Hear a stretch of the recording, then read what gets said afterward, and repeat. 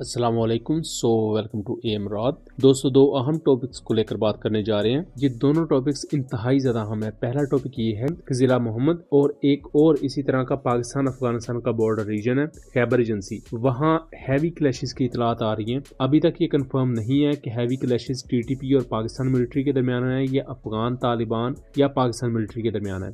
UCAV strikes confirm है। Helicopters को भी उड़ता हुआ इन एरियाज में देखा गया है। सिचुएशन इसके बारे में काफी टेंस बताई जा रही है। दूसरा टॉपिक हमारा बांग्लादेशी एयर बेस पर अटैक हुआ है दोस्तों, और ये मॉब अटैक था और सिचुएशन काफी ज्यादा खराब बताई जा रही है। दोस्तों, दोनों टॉपिक्स को हम डिस्कस करते हैं। पहले टॉपिक की तरफ आ जाएं तो इस वक्त जैसा कि हम जानते हैं कि 18 फरवरी से लेकर अब तक अफगान और पाकिस्तान बॉर्डर पर काफी ज्यादा सिचुएशन टेंस नजर आ रही है। पाकिस्तान और अफगान बॉर्डर पर क्लैशेस का सिलसिला भी जारी है।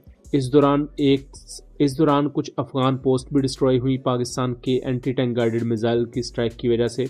उसके साथ साथ पाकिस्तान ने अफगानिस्तान की तरफ से ऑपरेट किया जाने वाला एक क्वाडकॉप्टर या ड्रोन उसे भी डिस्ट्रॉय किया, जो कि पाकिस्तानी हदूद की खिलाफ वर्जी करते हुए पाकिस्तानी पोस्ट पर बमबारी करने के लिए आ रहा था। इन तमाम इंसिडेंट्स पर हमने सेपरेट वीडियोस बनाई हुई हैं, उनका लिंक मैं डिस्क्रिप्शन में दे दूंगा ताकि आप उन तमाम वीडियोस को देख सकें और इन तमाम इन्फॉर्मेशन को खुद वेरीफाई करने के काबिल हों। अब दोस्तों, ये रिसेंट पाकिस्तान और अफगानिस्तान के दरमियान क्लैशेस शुरू होने की दो वजूहत हैं। एक तो खबर ये है कि अफगान तालिबान ने जीरो लाइन के बहुत ही ज़्यादा करीब एक मिलिट्री इंस्टॉलेशन बनाने की कोशिश की, जो कि इंटरनेशनल लॉज की खिलाफ वर्जी होती है।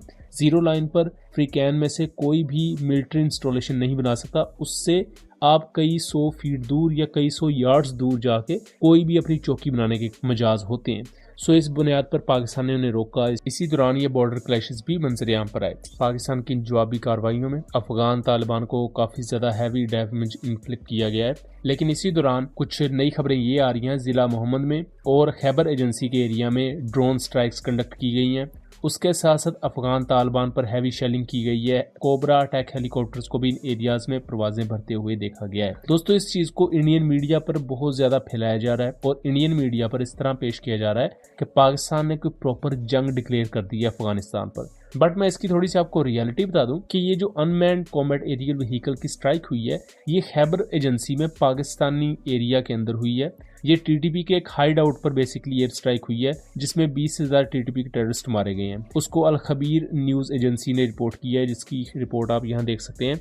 और इसमें ये जो कुछ विजुअल्स भी हैं ब्लर करके दिखाए गए हैं ये टेररिस्ट की बॉडीज वगैरह।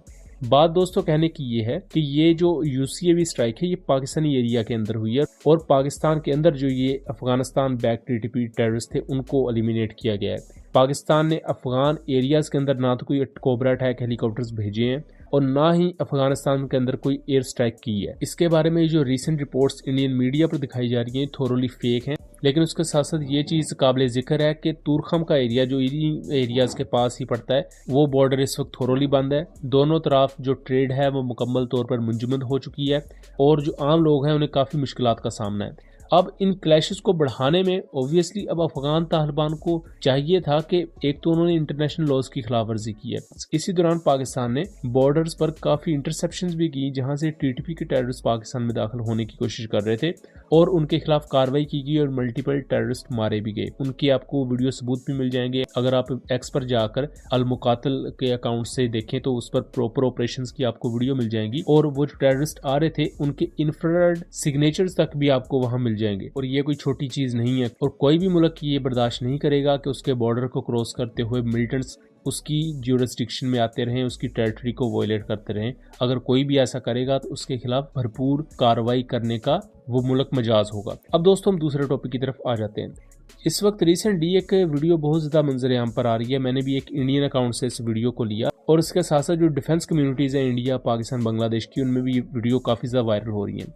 ये दोस्तों जो विजुअल्स आप देख रहे हैं ये बांग्लादेश की एक एयर बेस है कोक्स बाजार के एरिया में, वहाँ के विजुअल्स हैं जहाँ इस एयर बेस की जो बैरूनी दीवार है उसके बाहर एक मॉब इकट्ठा है और बांग्लादेशी मिलिट्री के पर्सनल यहाँ पर मौजूद है जो उन्हें रोकने की कोशिश कर रहे हैं। और इस पूरे मामले को इस तरह पेंट किया जा रहा है कि बांग्लादेशी एयरबेस पर एक प्रॉपर अटैक करने की कोशिश की गई है। इसके बारे में एक मीडिया एजेंसी का ये क्लेम करना है कि ये पूरा मामला एक मोटरसाइकिल वाले को रोकने पर पेश आया और पूरा मॉब जो है वो बांग्लादेशी मिलिट्री पर चढ़ दौड़ा।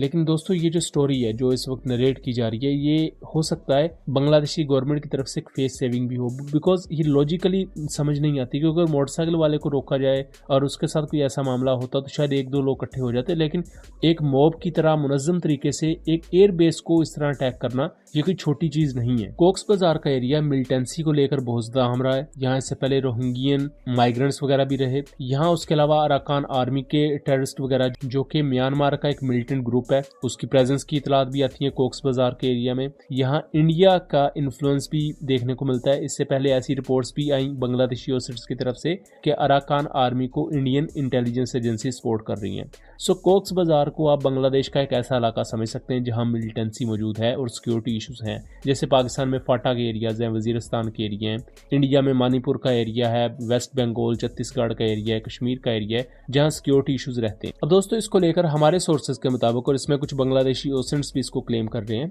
कि ये प्रो इंडिया जो शेख हसीना वाजिद की पार्टी के लोग थे और इन्होंने ये सब कार्रवाई करने की कोशिश की है इस बांग्लादेशी एयरबेस के पास, जहां इस बांग्लादेशी एयरबेस पर पथराव वगैरह भी किया गया है और वो तमाम मामला हुए जिसकी डिटेल में तो खैर मैं नहीं जाऊंगा, क्योंकि करंट सिचुएशन क्या है अभी इसके बारे में मैं भी आपको कुछ नहीं बता सकता। मैं अभी तक आपको वही इन्फो दे रहा हूं जो हम तक पहुंची है। रिसेंटली बांग्लादेशी मिलिट्री ने एक ऑपरेशन लॉन्च किया था, ऑपरेशन डेविल हंट। इस ऑपरेशन डेविल हंट का ये मतलब था कि जो प्रो हसीना वाजिद कुछ एलिमेंट्स हैं कंट्री में जो डिस्टेबलाइज करने की कोशिश कर रहे हैं करंट गवर्नमेंट को, उनको गिरफ्तार किया जाएगा। उसके साथ साथ ये भी इतलात थी कि इंडियन एजेंसीज भी काफी एक्टिव हैं बांग्लादेश में, तो उसके खिलाफ ये ऑपरेशन लॉन्च किया गया और इस ऑपरेशन के कुछ दिन बाद ही ये बांग्लादेशी एयरबेस पर ये अटैक हुआ है दोस्तों। अब इससे आपको अंदाजा हो जाएगा, इन दोनों डॉट्स को आप कनेक्ट करें तो ये बिल्कुल भी इत्तेफाक की बात नहीं है कि एक तरफ आप एक ऑपरेशन लॉन्च करते हैं और दूसरी तरफ आपकी एक एयरबेस पर अटैक हो जाता है। कोक्स बाजार का एरिया साउथ ईस्टर्न बांग्लादेश में मौजूद है, जहां म्यांमार का बॉर्डर भी चूंकि पास लगता है, सो यहाँ अराकान आर्मी का इसमें इंक्लूड होना उसकी भी पॉसिबिलिटीज हैं और उस पर भी बात की जा रही है। ये तमाम मामला उस वक्त हो रहे हैं जब बांग्लादेश के नॉर्दर्न बॉर्डर पर इंडिया के साथ टेंशन चल रही हैं और कॉन्फ्लिक्ट्स वगैरह चल रहे हैं। बहरहाल दोस्तों इस पूरी सिचुएशन पर जो भी आगे अपडेट्स आएंगी आपको उस बारे में आगाह रखेंगे।